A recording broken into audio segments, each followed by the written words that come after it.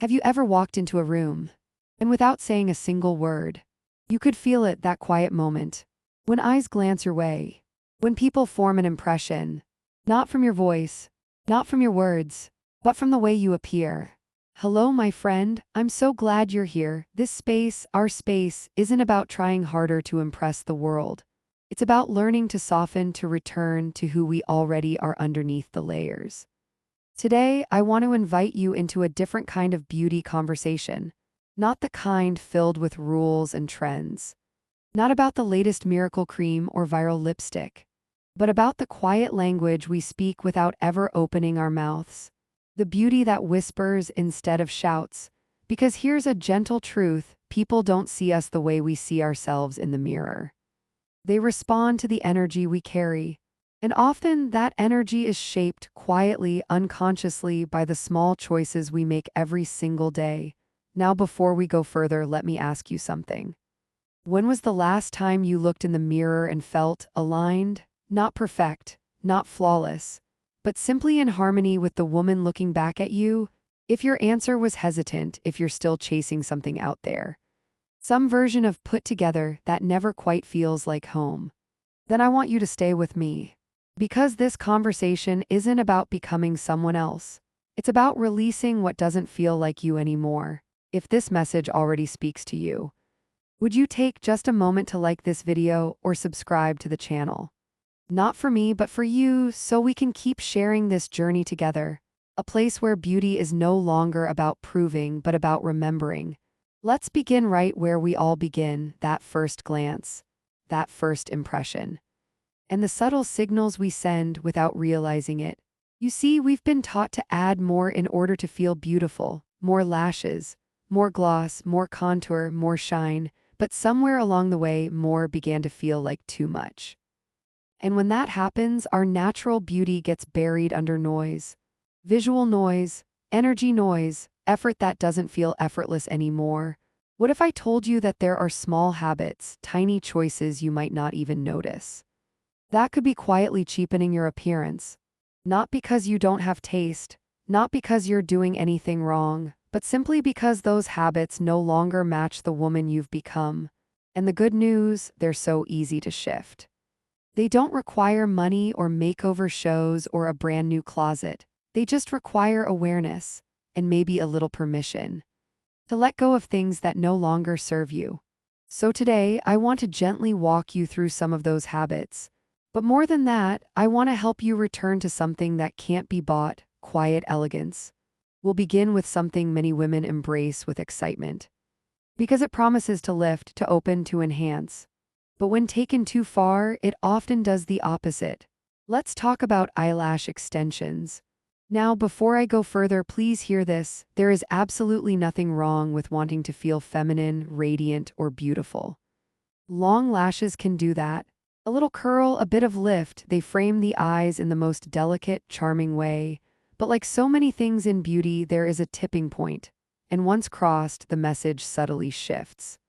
When lashes become too thick, too long, too dramatic, they stop saying "I feel good in my skin" and start whispering, "I need to add something in order to feel enough." And that quiet whisper, it doesn't just speak to the world. It speaks back to you. It tells your reflection, "I don't trust that my natural face is worthy of being seen." And that message, repeated daily, becomes a belief, one that slowly, quietly erodes your confidence without you even realizing it. I've seen this happen to the most brilliant, capable women, women with strong voices and soft hearts, who sit across from me with fluttering lashes that block their eyes. And I wonder, how many of them know that their real beauty is already there, behind those heavy fans of artifice?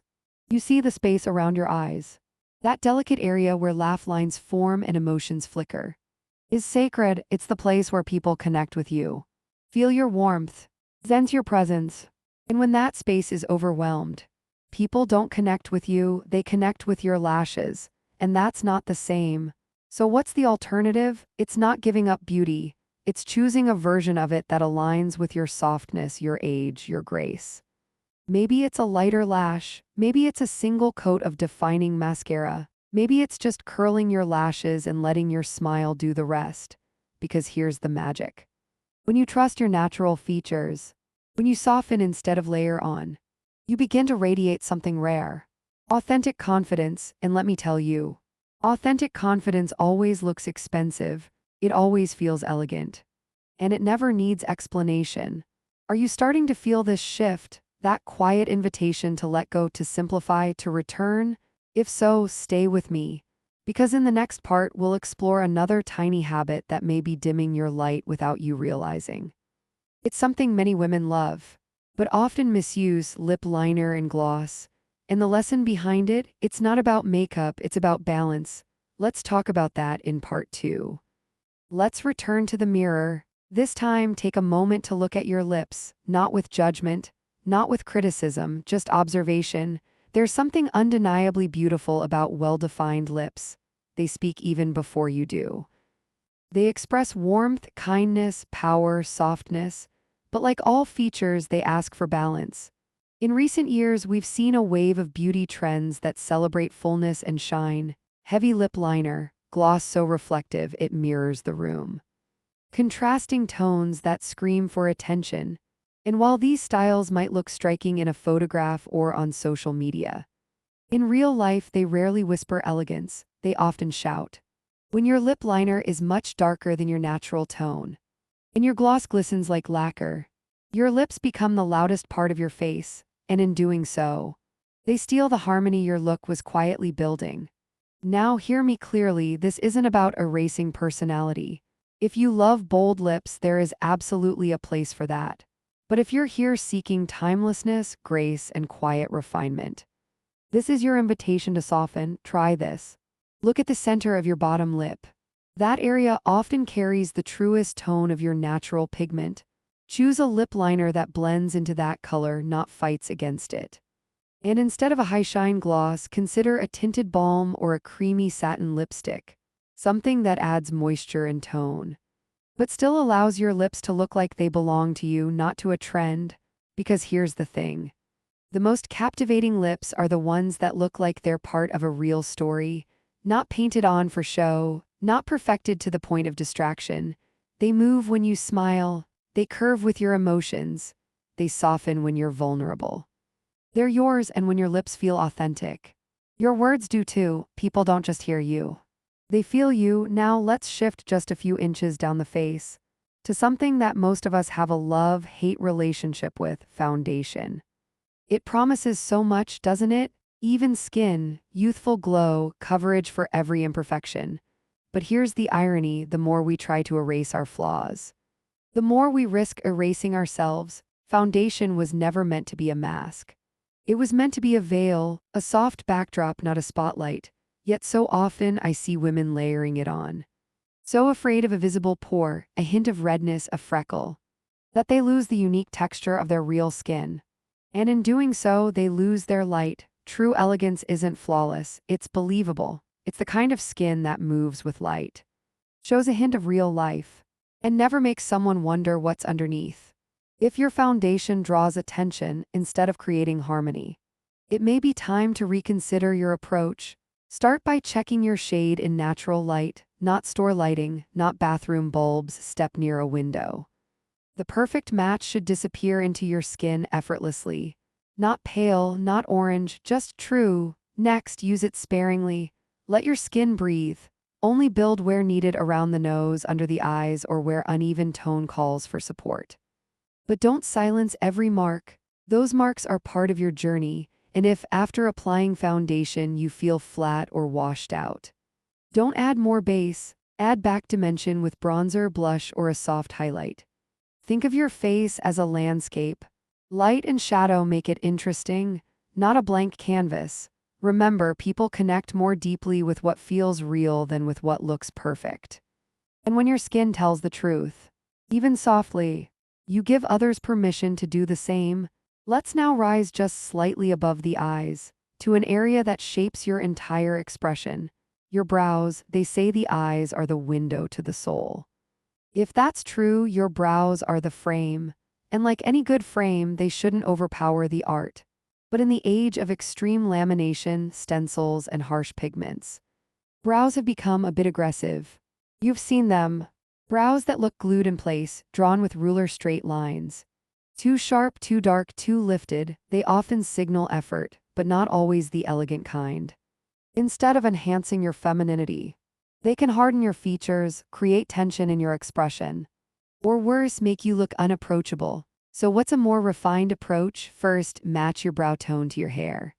If you're brunette, go 1 or 2 shades lighter. If you're blonde or gray, go slightly deeper. And when filling in sparse areas, use soft strokes. Follow the direction of your natural hair. Avoid drawing blocks or thick lines. Brows should look like they grow from you, not like they were pressed on top. If you love lamination, use it subtly. Just enough to shape, not freeze. And remember, movement is key. Elegant brows move when you laugh, they lift with surprise. They rest when you do, they belong to you. They shouldn't belong to a filter or a makeup tutorial. When your brows feel like an extension of your spirit, not a performance for others. Your whole face softens, and suddenly, people see you. Now let's pause here for a moment, because so far we've touched the eyes, the lips, the skin, the brows. Features we see in every reflection, but what connects them all isn't technique. It's intention, it's not how much you apply. It's why you apply it. Are you adding because something feels missing, or are you enhancing because you already love what's there? That question changes everything, and in the next part of our journey, we'll move beyond the face and explore the details that live in your hands, your scent, your jewelry, and your energy. Subtle choices that speak volumes. But for now, I want you to sit with this. You don't need more, you need to trust what's already there, and when you do, the world doesn't just see your face, they feel your presence. Let's leave the mirror for a moment, let's look down. At your hands, you may not think of your hands as part of your elegance, but they introduce you long before your words do. They wave, they gesture, they reach out, they hold, they comfort. And they also reveal how you take care of yourself, how you move through the world, how you want to be seen, and how you sometimes try not to be. One detail I've seen quietly change the entire tone of a woman's appearance is her manicure. Now, I'm not talking about whether or not you get gel or dip or shellac.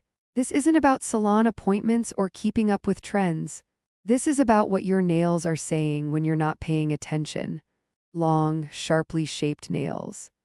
Loud neon colors, chunky French tips, 3D art, rhinestones, glitter, cartoon decals. They're fun, no doubt, they sparkle, they draw attention. But sometimes they draw the wrong kind. Because while your outfit may whisper refinement, those nails may be shouting for validation. And the truth is, when your nails compete with the rest of your look, they disrupt the harmony you've worked so thoughtfully to create. So what does elegance look like at your fingertips? It looks like care, not performance. It looks like short to medium-length nails, shaped gently into ovals or almonds, buffed clean or painted in soft, muted tones. A barely there pink, a deep burgundy, a soft beige, even bare nails with a simple buffed finish. If cared for, can be quietly powerful, because what people notice isn't the design, it's the intention behind it. In chipped polish, overgrown cuticles, or yellowing acrylics, they send signals too, signals of neglect, not because you don't care, but because you might be trying too hard to care in the wrong direction. Elegance never requires perfection, but it does love intention. You don't need to follow nail trends to be seen. Sometimes clean and minimal is far more memorable than flashy and loud. Now let's talk about something even quieter than nails, something invisible, but unforgettable, your scent. Perfume is a kind of signature, isn't it? It lingers, it creates a memory. It walks into a room before you do, and sometimes stays long after you've gone. But not all scents tell the same story, and one of the most common ways women unintentionally cheapen their presence is by wearing fragrances that don't match their age, energy, or elegance. Overly sweet candy-like perfumes, bubble gum, cupcake, cotton candy, scents that might have felt fun in our 20s, but now send a message that feels off balance. They may be playful, yes, but on a woman with wisdom in her eyes and life in her laugh, they can feel out of place, even forced. And it's not about ageism, it's about alignment. Your scent should never feel like a costume, it should feel like a second skin, subtle, intriguing, something that's discovered. Not announced. Expensive-smelling women don't leave a cloud behind them. They leave a trace. A softness in the air, a note that lingers in memory, not in the hallway. So what does that scent sound like? Florals with depth. Like jasmine, iris, rose, but never too sugary, soft musks, powdery finishes. Woody base notes that ground you, clean citrus lifted by something warm and earthy. The key isn't just the perfume itself, but how you wear it. Try one spray on your wrist, then tap it gently behind your ears on your collarbone, or better yet, spray into the air and walk through it. Let it land on you like mist, not like armor. And if you love sweetness, layer it, balance it. Pair vanilla with a little sandalwood, pair fruit with soft musk. Let your scent say, I know who I am. Not, I want you to notice me.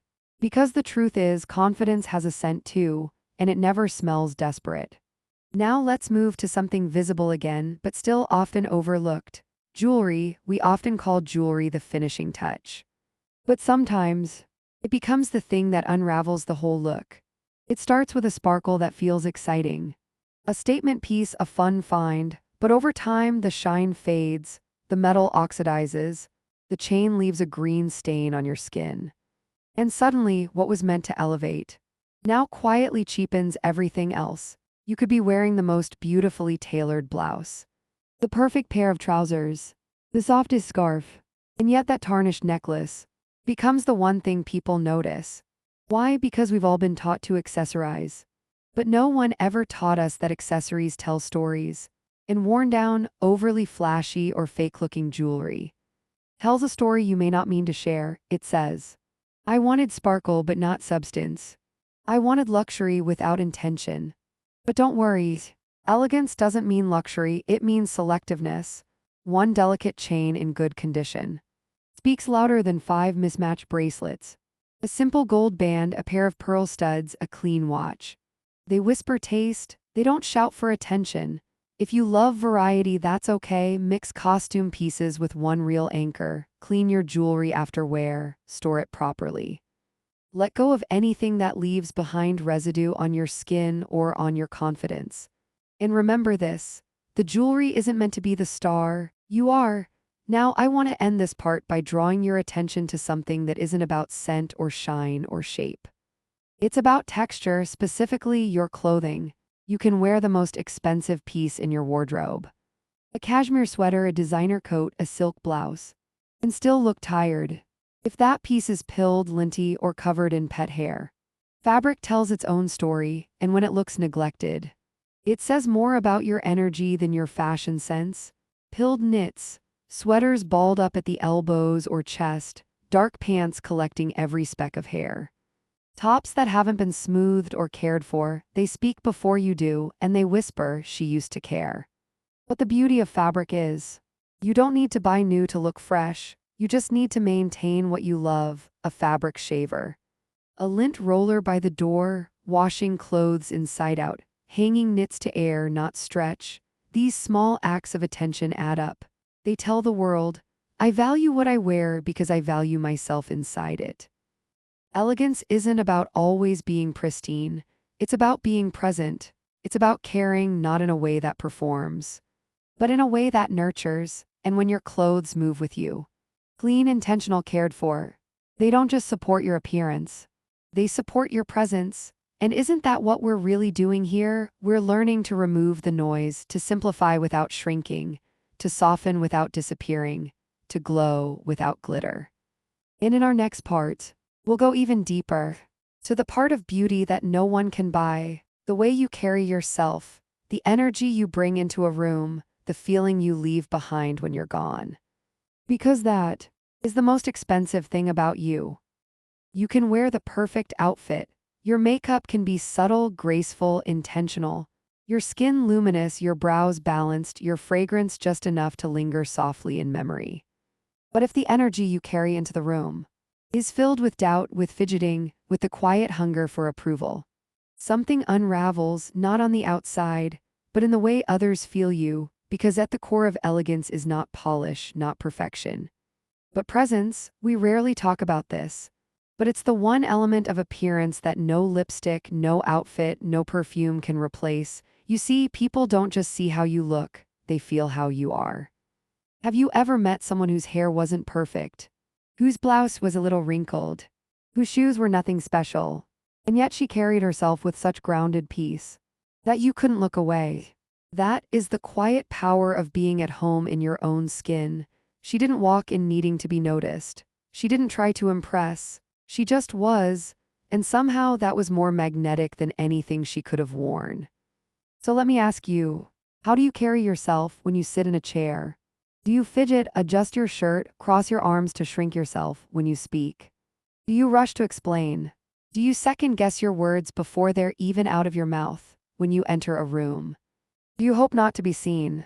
Or do you allow yourself to be felt even in silence? Because here's the beautiful truth. Confidence doesn't always walk in with a loud laugh, a bold outfit, or a dramatic gesture. Sometimes confidence walks in quietly, sits down gently, and holds her tea with two hands. She smiles slowly. She listens more than she speaks, and when she does speak, people lean in. This is not the kind of confidence that performs. This is the kind that is rooted, that says, I know who I am even if you don't yet. I'm not here to impress, but I'm also not here to disappear. And here's what's even more freeing. You don't need to fake that confidence to grow it. You don't need to act like you have it all together. You simply need to slow down. That's where it begins. Pause before you answer. Let silence have its place. Straighten your back, not to look proper, but to remind yourself that you have every right to take up space. Uncross your arms. Relax your jaw, breathe, and when the voice inside starts whispering, do I look okay? Did I say the right thing? What if they think I'm too much? Smile softly and whisper back, I am enough as I am. I've lived, I've learned. I'm allowed to be here fully. Because you are. The most elegant women I've ever known weren't trying to be elegant. They weren't trying at all. They simply trusted themselves. They wore their softness without apology. They allowed themselves to take up space without guilt, and they gave others permission to do the same. So if you take nothing else from this video, let it be this. You don't have to fix everything to feel beautiful. You don't have to chase trends to stay relevant. You don't have to shrink your style, your presence, or your story to make others comfortable. You just need to align, to simplify, to let go of what no longer reflects the woman you are becoming. Because the truth is, the most expensive-looking women in the world don't always wear designer clothes, perfect nails, or viral makeup. They wear themselves with ease, with care, with trust. They don't prove beauty, they embody it. And the next time you look in the mirror, instead of asking, what do I need to fix? Try asking, what can I soften? What can I simplify? What can I release? Because when you strip away the noise, the pressure, the performance, what's left is not less, it's more you, and that is always enough. If this message resonated with you, I'd be honored to walk beside you again. Subscribe to this channel for more stories of quiet elegance, authentic beauty, and becoming more at home in your own skin at every age. And until next time, stay graceful, stay grounded, and above all, stay true to you.